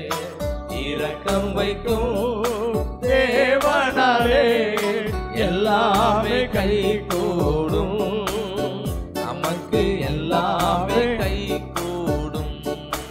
ஓடுவதாலும் அல்ல, போராடுவதாலும் அல்ல, ஓடுவதாலும் அல்ல, போராடுவதாலும் அல்ல, அன்பு செய்யும் தேவனாலே, அன்பு செய்யும் தேவனாலே வெற்றி மேல் வெற்றி வருவே, வெற்றி மேல் வெற்றி பெறுவே. இரக்கம் வைக்கும் தேவனாலே எல்லாமே கை கூடும், நமக்கு எல்லாமே கை கூடும். இரக்கம் வைக்கும் தேவனாலே எல்லாமே கை கூடும், நமக்கு எல்லாமே கை கூடும். நமக்கு எல்லாமே கை கூடும், நமக்கு எல்லாமே கை கூடும். ஒன்றும் கைகூடி வரமாட்டேங்கன்னு நினைப்போம், வரும். எப்போ வரும்? தேவனுடைய அபிஷேகம் நமக்குள்ள இருக்கும்போது நமக்கு ஆண்டவர் குறித்த நன்மைகள் எல்லாம் கைகூடி வரும். நம்முடைய குடும்பத்துக்கு ஆண்டவர் நினைத்திருக்கிற நன்மையான ஈவுகள் எல்லாம் கைகூடி வரும். நம்முடைய வாழ்க்கையில் உலக பிரகாரமான ஜீவியத்திற்கும் ஆவிக்குரிய வாழ்க்கைக்கு தேவையான அனைத்து நன்மைகளையும் தானாக தேடி வரும். அல்லேலூயா, தானாக வரும். நம்ம உட்கார்ந்து ஸ்தோத்திரம் பண்ணிக்கிட்டே இருந்தோம்னா எல்லாம் ஒழுங்காக என்ன செய்யும், நடக்கும். யோசுவாவை ஆண்டவர் சகல இஸ்ரவேலர் கண்களுக்கு முன்பாக என்ன செய்தாரா, மேன்மைப்படுத்தினார். கரை புரண்டு ஓடுகிற யோர்தான் தண்ணீர் குவியலாக குவிஞ்சு தண்ணீர் நின்ற இடம் உலர்ந்த தரையாக மாற்றி விட்டார். இது எவ்வளோ பெரிய அதிசயம் பாருங்கள். இதை செய்து கர்த்தர் யோசுவாவை மேன்மைப்படுத்தினார். அது யோசுவா எப்படி தகுதியான பாத்திரமாக இருந்தார்னு சொன்னால், அவர் மேல் பரிசுத்த ஆவி இருந்துச்சு, ஞானத்தின் ஆவியும் அவருக்கு கிடைச்சி. இது ஒரு ஸ்ட்ரென்த், ரெட்டிப்பான ஆவியின் அபிஷேகம் அவருக்கு கிடைச்சி. கடைசியாக யோசுவாவுக்கு ஆண்டவர் இந்த அளவுக்கு கர்த்தர் அவரை மேன்மைப்படுத்துவதற்கு அவரிடத்தில் காணப்பட்ட ஒரு தகுதி என்னன்னு சொன்னால், அவர்கிட்ட சுத்தமான உபதேசம் இருந்துச்சு. சொல்லுங்கள் எல்லாரும், என்ன உபதேசம் இருந்துச்சு? அப்போ சுத்தமில்லாத உபதேசம் ஒன்று என்ன செய்யுது, இருக்குது. ஆனால் யோசுவாவிட்ட சுத்தமான உபதேசம் இருந்துச்சு. நீங்கள் 1 ராஜாக்களின் புஸ்தகம் 13வது அதிகாரத்தை இப்போ இல்லை, நான் சொல்லி முடிக்கிறேன். இப்போ படிக்க வேண்டாம், இப்போ நீங்கள் அதை தேட வேண்டாம். 1 ராஜாக்கள் 13வது அதிகாரத்தில் வாசி பார்த்தோம்னா 2 தீர்க்கதரிசிகள் அதில் சொல்லப்பட்டிருக்கு. முதலாவது 2 தீர்க்கதரிசி பேரும் அதில் சொல்லப்படலை. முதலாவது வந்த தீர்க்கதரிசிக்கு ஆண்டவர் ஒரு சுத்தமான உபதேசம் கொடுத்தாரு. என்ன உபதேசம் கொடுத்தாருன்னா, நீ எங்கே வேணாலும் போ, நீ ஜெபம் பண்ண இடத்துல அற்புதங்கள் என்ன செய்யும், நடக்கும். திருப்பி அந்த இடத்துக்கு என்ன செய்யக்கூடாது, போகக்கூடாது. நீ போகிற இடத்துல தண்ணியும் குடிக்கக்கூடாது, சாப்பிடக்கூடாது. இவ்வளோதான் ஆண்டவர் போட்ட கண்டிஷன். இதுபடி இருந்தார், எல்லாம் ஒழுங்காக நடந்துச்சு. அப்படி போயிட்டே இருக்கார். அங்கே ஒரு தீர்க்கதரிசி, ஒரு வயசான ஆள் ஒருத்தர் வர்றாரு. அவர்கிட்ட பிசாசு உள்ளே புகுந்து நிற்கான். எப்படி புகுந்து நிற்கான்னு கேட்டால், இவரை அடிக்கிறதுக்கு ஒரே ஒரு வழி என்னன்னு சொன்னால், பொய்யா ஒரு தீர்க்க தரிசனம் சொல்லிட்டோம்னா இவர் அதில் என்ன செஞ்சுவார், சரண்டர் ஆயிடுவார் அப்படின்னு சொல்லிட்டு ஏன்ட்ட ஆண்டவர் பேசினார். என்ன பேசினார்னா, நீ தண்ணி குடி, நீ சாப்பிடுன்னு சொல்லிட்டாருன்னு சொன்ன உடனே இவருக்கு புத்தி கலண்டு வச்சு. சரிதானா? அது வரைக்கும் தன்னுடைய அழைப்பில் உறுதியாக நின்றவருக்கு இப்போ என்ன செய்ய முடியல, இருக்க முடியல. உடனே சாப்பிட்டாரு, தண்ணியை குடித்தார். அதோட அந்த ஸ்ட்ரென்த்து அவரை விட்டு நீங்கி போச்சு, ஓடி போச்சு. இதுதான் என்ன உபதேசம்? சொல்லுங்க. கடைசி காலத்தில் வந்துட்டோம். ரொம்ப சுத்தமாக இருந்தால் தான் இந்த உபதேச குழப்பங்களுக்கு நம்ம எல்லோரும் என்ன செய்யலாம். நம்மளை ஆண்டவர் தெளிவான ஒரு பாதையில் போயிட்டுருப்போம். இதை விட எங்கிட்ட தான் பவர் இருக்குன்னு சொன்னால் உடனே அங்கே போயிட்டா நமக்கு அப்படி ஆயிரமானு சொல்லி ஓடி கெட்டு போனவங்க ஒரு நாட்டில் நிறைய பேர் என்ன செய்தாங்க இருக்காங்க. நமக்கு அந்த பவர் வேண்டாம், ஒன்றும் வேண்டாம். நமக்கு பவர் யார் தான் சொல்லுங்க? ஆண்டவர் தான் நமக்கு யார் பவர். சேனைய தீபனம் கர்த்தருக்கே செலுத்துவோம் கடவோம் மகிமையுமே அற்புதமே தம் அன்பமக்கு அதை அறிந்தே ஆக மகிழ்வோம், அதை அறிந்தே ஆக மகிழ்வோம். ஜெய கிறிஸ்து முன் செல்கிறார், ஜெயமாக நடத்திடுவார். ஜெய கீதங்கள் நாம் பாடியே ஜெய கொடியோ ஏற்றிடுவோம். ஜெயம் அல்லேலூயா அவர் நாமத்திற்கே, ஜெயம் அல்லேலூயா அவர் நாமத்திற்கே. சத்திரின் கோட்டை தகர்த்தொழிய சத்தியம் நீதியம் நிலைத்தோங்க. சாத்தானின் சேனை அழிந்திடவே துதி சாற்றி ஆர்ப்பரிப்போம், துதி சாற்றி ஆர்ப்பரிப்போம். ஜெய கிறிஸ்து முன் செல்கிறார், ஜெயமாக நடத்திடுவார். ஜெய கீதங்கள் நாம் பாடியே ஜெய கொடியும் ஏற்றிடுவோம். ஜெயம் அல்லேலூயா அவர் நாமத்துக்கே, அல்லேலூயா அவர் நாமத்துக்கே. கடைசி காலம், கடைசி காலம் எப்படி இருக்கும்னு சொல்லி சீஷர்கள் ஆண்டவர் வந்து கேட்குறாங்க. ஐயா நீங்கள் எப்போ வருவீங்க, உங்கள் வருகை எப்படி இருக்கும், கடைசி காலம் எப்படி இருக்கும், எங்களுக்கு தெரியலையேன்னு சொல்லும்போது ஆண்டவர் சொன்னார், ஒருவரும் உங்களை வஞ்சியாதபடிக்கு எப்படி இருங்க, எச்சரிக்கையாக இருங்கன்னு சொல்லிட்டு. எதையா எங்களை வஞ்சிக்கும் அப்படின்னு சொல்லும்போது, கள்ள தீர்க்க தரிசனங்கள், கள்ள உபதேசங்கள் உங்களை என்ன செய்யும், வஞ்சிக்கும், உங்களை ஏமாத்திரும். ஆகையினால நீங்கள் தெளிவாக இருங்கன்னு சொல்லி ஆண்டவர் முதலாவது கொடுத்த ஆலோசனை அதுதான். அதுபடி அவங்க இருந்தவங்க தப்பிச்சுக்கிட்டாங்க, இல்லாதவங்களாம் அடிபட்டு போச்சு. அப்போ இந்த நாட்களில் ஆண்டவர் யோசுவா மூலமாக ஒரு தெளிவான உபதேசம் கொடுக்காரு. வாசிங்க யோசுவாவின் புஸ்தகம் 3வது அதிகாரம் 5வது வசனம். யோசுவா 3:5. யோசுவா ஜனங்களை நோக்கி, உங்களை பரிசுத்தம் பண்ணிக்கொள்ளுங்கள், நாளைக்கு கர்த்தர் உங்கள் நடுவில் அற்புதங்களை செய்வார். கொஞ்ச நேரம் எல்லாரும் கை தட்டுவோமா? எல்லாரும் கொஞ்ச நேரம் கை தட்டுங்க. ஆமென். ஆண்டவரே, கள்ள உபதேசங்கள் எங்களுக்கு வந்துடாதபடி சுத்தமான உபதேசங்கள் எங்களுக்கு வரட்டும் ஐயா.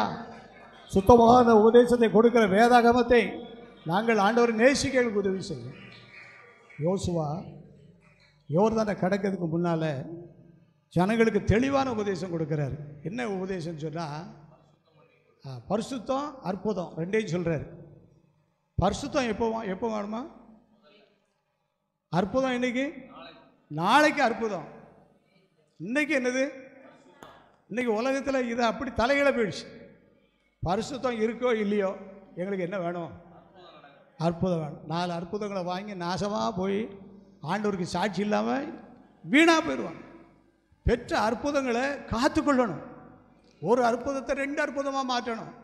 10 அற்புதங்களை 100 அற்புதங்களாக மாற்றணும். 1000 அற்புதங்களாக மாற்றணும். கோடி கோடி அற்புதங்களாக மாற்றணும். கர்த்தருக்கு செய்வாரா, செய்ய மாட்டாரா? கட்டாயம் செய்வார். தேவன் பெரிய காரியங்களை செய்வார். தேசமே பயப்படாதே, மகிழ்ந்து களிகூறு, கர்த்தர் பெரிய காரியங்களை செய்வார். விசுவாசிப்போமானால் தேவனுடைய மகிமையை நம்ம காண போகிறோம். நம்ம சாதாரண கிராமத்தில் இருக்கலாம், சாதாரணமான குடும்பத்தில் இருக்கலாம், சாதாரணமான தொழில் செய்யலாம். நம்மோடு கூட இருக்கிறவர் சாதாரணமானவர் அல்ல, அவர் விசேஷித்தவர். அல்லேலூயா. தேவா நான் எதினால் விசேஷித்தவர், ராஜா நான் அதை தினம் யோசிப்பவன். தேவா நான் எதினால் விசேஷித்தவர், ராஜா நான் அதை தினம் யோசிப்பவன். எதினால் இது எதினால் நீர் என்னோடு வருவதினால், எதினால் இது எதினால் நீர் என்னோடு இருப்பதினால். மேக ஸ்தம்பம் மேலிருந்து பாதுகாக்குது, பாதை காட்ட பகல் எல்லாம் கூட செல்லுது. மேக ஸ்தம்பம் மேலிருந்து பாதுகாக்குது, பாதை காட்ட பகல் எல்லாம் கூட செல்லுது. அன்பான தேவன் என்னோடு வருவார், அது போதும் என் வாழ்விலே. அன்பான தேவன் என்னோடு வருவார், அது போதும் என் வாழ்விலே. தேவா நான் எதினால் விசேஷித்தவன், ராஜா நான் அதை தினம் யோசிப்பவன். தேவா நான் எதினால் விசேஷித்தவன், ராஜா நான் அதை தினம் யோசிப்பவன். எதினால் எதினால் நீர் என்னோடு வருவதினால், எதினால் எதினால் நீர் என்னோடு இருப்பதினால். கடைசியா யோசுவா, ரெண்டாவதாக யோசுவாவிட்ட இருந்த விசேஷித்த கிருபை என்னன்னா, சுத்தமான உபதேசம் இருந்துச்சு. சொல்லுங்க எல்லாரும்.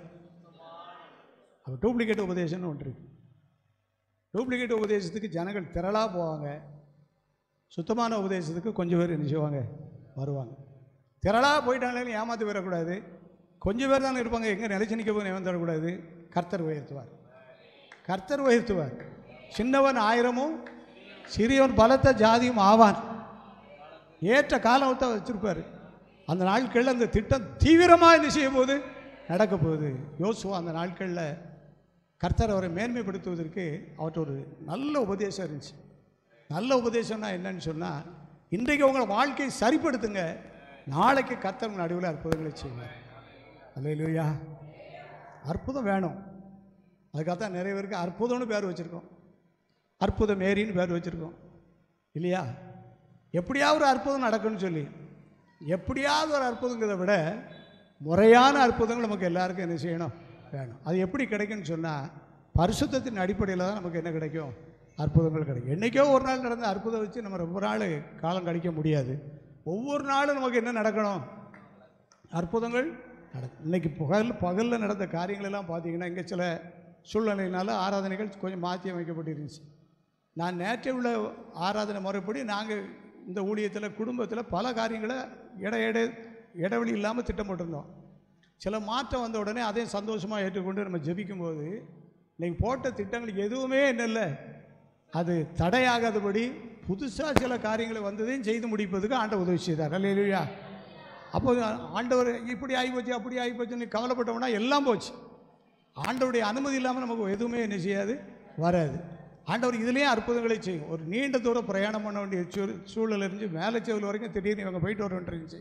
அதையும் ஆண்டவர் நடத்தி, கீழே போரில் ஒரு ஜெபம் இருந்துச்சு, அங்கேயும் போய் நடத்தி, இங்கே நம்ம ஜெபம் மத்தியானம் இருந்துச்சு, அதையும் நடத்தி முடிஞ்ச உடனே ஒரு ஆலோசனை கூட்டம் ஐயா சொன்னாங்க. அதுக்குள்ளேயும் உட்காந்துக்கிட்டு உங்களோடையும் உட்காந்துக்கிட்டு இருக்கோம். ஆண்டோடைய சமூகம் நமக்கு முன்னாலே செல்லுது. அல்லேலூயா. காரணம் என்னென்னு கேட்டால், உங்களை பரிசுத்தம் பண்ணிக்கொள்ளுங்கள். ஆண்டவரே எங்களை பரிசுத்தப்படுத்தும், ஆண்டவரே எங்களை வாழ்க்கையை பரிசுத்தப்படுத்தும், இன்னும் மன்னிக்கப்படாத பாவங்களை மன்னித்து தாரும், இன்னும் எங்களோடு ஒட்டி விட்டுக்கிட்டு இருக்கிற பாவங்களை எதுவானாலும் எங்கள்கிட்ட எடுத்து போட்டு எங்களை தூய்மையாக்கும் ஆண்டவர்னு சொல்லி பரிசுத்தத்துக்காக நம்ம ஜெபிக்கும் போது ஆண்டவரை பரிசுத்தப்படுத்துகிறார். அல்லேலூயா. யோசுவாவை ஆண்டவர் சகல இஸ்ரவேல் ஜனங்களுக்கு முன்பாக மேன்மைப்படுத்துறதுக்கு ரெண்டாவது கடைசி, இன்னும் நிறையா இருக்குது, கடைசின்னு சொல்ல முடியாது, நிறையா இருக்குது. இன்றைக்கி இந்த கூட்டத்தில் 2 வசனத்தை நம்ம தியானிக்கிறோம். ரெண்டாவது காரியம் என்னென்னு சொன்னால், உங்களை பரிசுத்தம் பண்ணிக்கொள்ளுங்கள். வெளிப்படுத்தல படிக்கிறோம். அப்படி பரிசுத்தமாக இருக்கிறவங்க இன்னும் பரிசுத்தம், நீதி செய்கிறவங்க இன்னும் நீதி செய்யட்டும். அதே நேரத்தில் ஆப்போசிட்டாக இருக்குது, அசுத்தமாக இருக்கிறவங்க இன்னும் ஜாக்கிரதையில் விழட்டும் இல்லையா? அநியாயம் செய்கிறவங்க அந்த ஜாக்கிரதையில் போய் விழட்டும். எல்லாருக்கும் ஆண்டவர் லைசன்ஸ் கொடுத்து வச்சிரு, எப்படி வேணாலும் இருந்துச்சு, போ போ, நீ அசுத்தத்துக்கு போக போறியா, ஓடு ஓடு, நீ அநீதி செய்ய போறியா, சீக்கிரம் போ, நீ பரிசுத்தமாக இருக்க போறியா, ஓடி ஏறி வா மேடைக்கு, இன்னும் பரிசுத்தமாக இருக்க போறியா, இன்னும் பைபிள் எடுத்து கையில் எடுத்து வாசி. எல்லாருக்கும் ஆண்டவர் கிருபை கொடுக்குறாரு. எது எது சரியோ அதெல்லாம் நினச்சி நிற்பாங்க, எது எதெல்லாம் சரியில்லையோ அதெல்லாம் அப்பப்போ காலப்போக்கில் என்ன செஞ்சிடும், ஒன்றும் இல்லாமல் ஓடி போயிடும். இப்போ நம்ம என்ன செய்ய போகிறோம்? ஆண்டவரே எங்களை பரிசுத்தப்படுத்தும், ஆண்டவரே எங்களை இப்படி பரிசுத்த ரத்தத்தினால கழுவி எங்களை சுத்திகரியும், இப்படி பரிசுத்த ஆவியினால் எங்களை சுத்தப்படுத்தும், இப்படி வசனத்தினால் எங்களை சுத்தப்படுத்தும், இப்படி கிருபையினால் எங்களை சுத்தப்படுத்தி என்னுடைய வாழ்க்கையை பரிசுத்தமாக காத்துக்கொள்ள எங்களுக்கு உதவி செய்யும். ஒவ்வொரு நாளும் அந்த யோசுவா தன்னுடைய ஜனங்கள், திரளான ஜனங்கள் இருக்காங்க, அவ்வளோ வித்தியாசமான ஆய்வுள்ள மக்கள் அவங்களாம். ஆனாலும் அவங்க மத்தியில் தைரியமாக அந்த உபதேசம் சொன்னார். இந்த நல்ல உபதேசம் எங்கே இருக்குதுன்னு சொன்னால் இந்த சத்திய வேதாகமத்தில் இருக்குது. அல்லேலூயா. இந்த சத்திய வேதாகமத்தை நம்ம படிக்க படிக்க படிக்க இந்த வேதத்துடைய மகத்துவங்கள்லாம் நமக்கு என்ன செய்யும், அதில் விளக்கி காட்டுவார். பைபிளை படிக்க படிக்க விளக்கி காட்டுவார். ஒரு நாளைக்கு 5 பக்கம் வாசிச்சோம்னு சொன்னால் ஒரு வருஷத்தில் 1 முறை பைபிள் வாசிக்கலாம். ஒரு நாளைக்கு 10 பக்கம் வாசித்தா வருஷத்தில் 2 முறை வாசிக்கலாம். 15 பக்கம் வாசித்தா 3 முறை, 20 பக்கம் 4 முறை வாசிக்கலாம். பைபிள் வாசிக்கிறதுக்கு நிறைய வழிமுறைகள் இருக்குது. பைபிள் வாசிக்க வாசிக்க ஆண்டவரை பரிசுத்தப்படுத்திக்கிட்டே இருப்பார். அல்லேலூயா. அவர் தம்முடைய வசனத்தை அனுப்பி அவர்களை குணமாக்குகிறார். இந்த வசனம் நம்மளோடு கூட தெளிவாக பேசும். இது வலதுபுறமாய் சாயும் போதும் இடதுபுறமாய் சாயும் போதும் வழி இதுவே, இதில் நடவுங்கள் என்று உங்களுக்கு கேட்கிற சத்தத்தை நீங்கள் என்ன செய்வீங்க, காதுகள் கேட்கும். பைபிள் படிக்கும்போது நம்ம எப்படி ஜெபிக்கணும் எல்லாம் சொல்லி தருவார். வருங்காலத்துக்காக ஜெபம் பண்ணுங்கன்னு சொல்லி சொல்லுவார். ஊழியங்களுக்காக ஜெபிக்க சொல்லி சொல்லுவார். ஊழியர்களுக்காக எப்படி ஜெபிக்கணும், பிள்ளைகளுக்கு எப்படி ஜெபிக்கணும், நமக்கு எப்படி ஜெபிக்கணும், எல்லா ஜெப குறிப்புகளும் எங்கே இருக்குது, எல்லாமே இங்கே இருக்குது. இதில் இல்லாத ரகசியம் எதுவுமே கிடையாது. ஆனால் யோசுவா இந்த சத்தியத்தை அறிஞ்சிருந்ததுனால தான் அந்த சத்தியத்தின்படி நிலைச்சி நின்னார். ஆண்டவரே உங்களை இன்றைக்கு பரிசுத்தம் பண்ணிக்கொள்ளுங்கள், நாளைக்கு உங்கள் நடுவில் அற்புதங்களை செய்வார்னு சொன்னபடினால தான் அவரே சொல்கிறாரு ஆசாரியர்களுக்கு எப்படி இருக்குன்னு சொல்லி அந்த வசனத்தை மட்டும் சொல்லி நாம் ஜெபம் பண்ண ஆயத்தப்படுவோம். யோசுவாவின் புஸ்தகத்தில் 3வது அதிகாரத்தில் வாசிக்கிறோம். அந்த உபதேசம் அவர்கிட்ட எப்படி இருந்துச்சுன்னு சொல்லி 3வது அதிகாரம் 13வது வசனம். சம்பவிப்பது என்னவென்றால், ஆமேன்னு சொல்லுங்க எல்லாரும், இப்படி தான் நடக்க போகுதுன்னு சொல்லி தெளிவாக சொன்னார். அப்போ சத்தியத்தை அறிஞ்சவங்க தெளிவாக சொல்லுவாங்க. இவர் தெளிவாக சொல்கிறார். என்னதான் நடக்க போகுது தெரியுமா? சம்பவிப்பது என்னவென்றால்னா என்ன அர்த்தம்? என்ன வீட்டில் நடக்க போகுது, சபையில் என்ன நடக்க போகுது, ஊழியத்தில் என்ன நடக்க போகுது, ஊழியர்களுக்கு என்ன நடக்க போகுது, தேசத்தில் என்ன நடக்க போகுது, பிள்ளைகளுக்கு என்ன நடக்க போகுதுங்கிறத தெளிவாக சொல்லக்கூடிய அளவுக்கு உபதேசம் பண்ணக்கூடிய உபதேசம் எங்கே இருக்குது? பைபிளில் இருக்குது. அவர் சொல்கிறார், சம்பவிப்பது என்னவென்றால் சர்வ பூமிக்கும் ஆண்டவராகிய கர்த்தரின் பெட்டியை சுமக்கிற ஆசாரிகளின் உள்ளங்கால்கள் யோர்தானின் தண்ணீரில் பட்ட மாத்திரத்தில் மேலே இருந்து ஓடி வருகிற யோர்தானின் தண்ணீர் ஓடாது ஓடாது ஓடாது, அது போல ஒரு குவியலா குவியலா குவிஞ்சு நிற்கிறோம். அல்லேலூயா. அதே போல் நடந்துச்சா? அப்படியே நடந்துச்சு. ஆமேன் ஆமேன். பைபிள் படிக்க படிக்க கர்த்தர் நம்மளை நடத்திக்கிட்டே இருப்பார். அப்படி தொழிலை நடத்திக்கிட்டே இருப்பார். நுணுக்கமாக செய்யக்கூடிய கிருபையை தருவார். உடனே நமக்கு கர்த்தர் சில ஊழியத்தை கொடுத்துருப்பாருனாலும் அந்த ஊழியத்தை செய்யவும் நமக்கு பலன் தருவார். நமக்கு ஒரு குடும்பத்தை கொடுத்துருப்பாருனாலும் குடும்பத்தை நடத்தவும் பலன் தருவார். மொத்தத்தில் நம்ம எல்லார் மத்தியிலையும் மேன்மைப்படுத்தப்பட்டவங்களாக மாறப்போகிறோம். தயவுசெய்து எல்லோரும் எளிமை நின்று நம்ம சில நிமிடங்கள் ஜெபம் பண்ணி ஐயா கையில் கொடுங்க. எல்லோரும் எளிமை நின்றுடுவோமா? அல்லேலூயா. ஸ்தோத்திரம். ஆமேன் ஆமேன் ஆமேன் ஆமேன். எல்லாருக்கும் தயவுசெய்து எளிமை நின்று ஆண்டவரை நோக்கி பார்த்து ஆமேன் ஸ்தோத்திரம் ஸ்தோத்திரம். நன்றி சொல்லுவோம். வாயை திறந்து நன்றி சொல்லுவோம். அல்லேலூயா அல்லேலூயா அல்லேலூயா. கண்களை மூடிக்கொள்ளுங்க, வாயை திறந்து ஆமேன் ஆமேன் ஆமேன் ஆமேன் ஆமேன் ஆமேன் ஆமேன் ஆமேன் ஆமேன் ஆமேன் ஆமேன் ஆமேன். வாயை விரிவாய் தர. அல்லேலூயா ஹல்லேலூயா ஹல்லேலூயா ஹல்லேலூயா ஹல்லேலூயா ஹல்லேலூயா ஹல்லேலூயா. எல்லாரையும் மேன்மைப்படுத்தும் ஐயா. எல்லா குடும்பங்களையும் மேன்மைப்படுத்தும் அப்பா.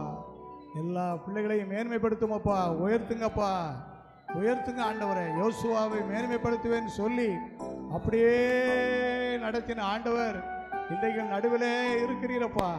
எனக்கு ஒரு மேன்மை கிடையாதா? என் பிள்ளைகளுக்கு ஒரு மேன்மை வராதா? என்னுடைய பெற்றோருக்கு ஒரு மேன்மை உண்டாகாதா? என்னுடைய தொழிலில் ஒரு மேன்மை வராதா? என்னுடைய ஊழியத்தில் ஒரு மேன்மை வராதா என்று சொல்லி உயர்வை எதிர்நோக்கி காத்திருந்து சோர்ந்து போய் ஒருவேளை இந்த இடத்துல நாம் வந்திருந்தாலும் கூட ஆண்டவருடைய வார்த்தையை திடப்படுத்துகிறது. பொய் சொல்ல தேவன் ஒரு மனிதன் அல்ல, மனமாற ஒரு மனுபுத்திரனும் அல்ல. அவர் சொல்லியும் செய்யாமல் இருப்பாரா? அவர் வசனித்து நிறைவேற்றாமல் இருப்பாரா? அவர் அப்படியே யோசுவாவுக்கு செய்தார். இந்த வேதத்தில் சொல்லப்பட்டுள்ள வாக்குத்தத்தங்கள் எல்லாம் அது நமக்காக எழுதப்பட்டிருக்கிறது, நம்முடைய பிள்ளைகளுக்காக எழுதப்பட்டிருக்கு. ஆண்டவரே, வேதத்திலிருந்து எங்களுக்கு மகத்துவங்களை சொல்லித்தாங்க ஆண்டவரே. யோசுவானுக்கு தெளிவான உபதேசத்தை கொடுத்தார். உங்களை பரிசுத்தம் பண்ணி கொள்ளுங்கள், நாளைக்கு அற்புதங்களை நீங்கள் காண்பீர்கள். இன்றைக்கு பரிசுத்தம் தேவை ஆண்டவரே. எல்லாரும் வார்த்தையை சொல்லி ஜெபம் பண்ணுங்க ஆண்டவரே. ஐயா, எங்களுக்கு அற்புதம் நாளைக்கு நடந்தா போதும், ஆனால் இன்றைக்கு எங்களுக்கு பரிசுத்தம் வேணும் ஆண்டவரே. பரிசுத்தத்தின் அடிப்படையில் அற்புதம் நடந்தா தொடர்ந்து நடக்கும் ஐயா. பரிசுத்தம் இல்லாம நடக்கிற அற்புதம் காலப்போக்கில் நின்று போயிடும் ஆண்டவரே. ஓ காலா தீராபா ஷபாலபா ரபாலபாலபா. ஒரு வல்லமையை அனுப்பும் ஆண்டவரே. இன்றைக்கு ஒரு கூட்ட ஜனங்களை ஆண்டவரை தேர்ந்தெடுத்து பிரித்தெடுத்து இந்த ஊழியத்திற்கு கொண்டு வந்திருக்கிறீரப்பா. பாடல் பாடின ஆண்டவரே, ஆராதித்த வசனத்தை கேட்ட ஜனங்களாகி நாங்கள் ஒவ்வொருவரும் ஆண்டவரே தூய ஆவியினால் நிரப்பப்படணும் ஐயா.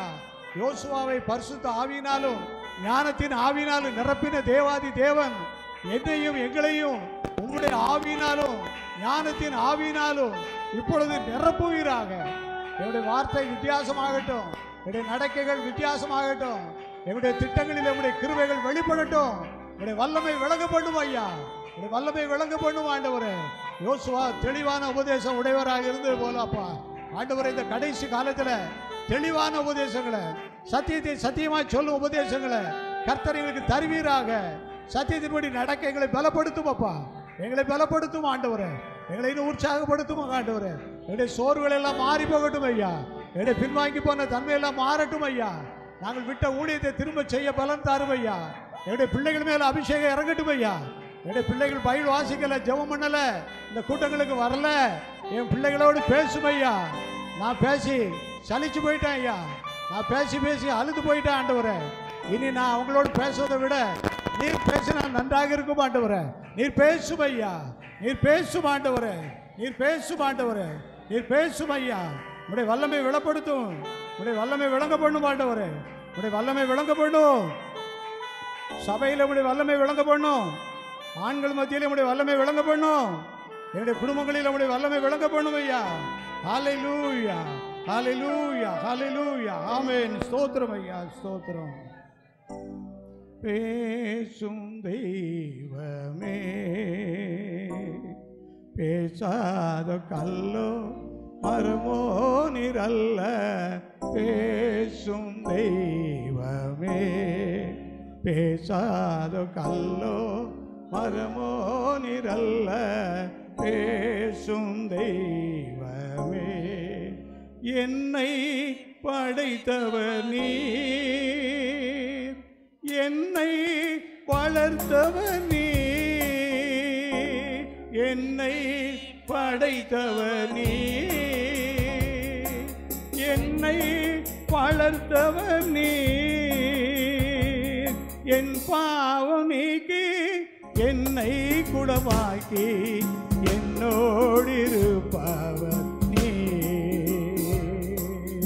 என்னை குணமாக்கி என்னை குணமாக்கி என்னோடு இருப்பவர் நீர்.